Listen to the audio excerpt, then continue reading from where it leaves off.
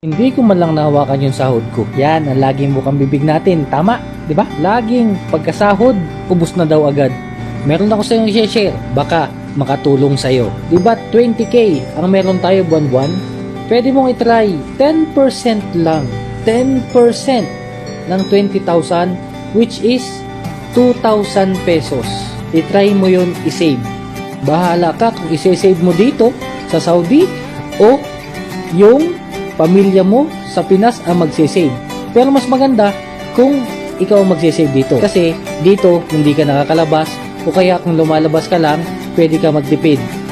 Pag nandun kasi yan sa Pinas, baka yung sinesave nyo, sasabihin na gastos din. So, wala kang control dun. Number 1 rule, huwag mong isiping hindi mo kaya. Sasabihin mo, hindi ko kaya yan boss, hindi ko kaya yan sir, hindi ko kayang i-save yan. Kulang pa nga yung 20,000, paano ko i-save yan? So mali po yung mindset na yon. I-try mo po muna, okay? Try mo po muna yung 10% na yan. Kasi pag nasanay ka na po dyan sa 10% na naiipon mo na yan, dyan na po magbabago ang pananaw mo sa pera mo. Bakit ko nasabing magbabago ang pananaw mo sa pera mo? Kasi nga dati hindi ka nakakapag-ipon, ngayon nakakapag-ipon ka na. Kung handa ka na mag-ipon, follow mo ako sa Facebook, YouTube, and TikTok. Salamat!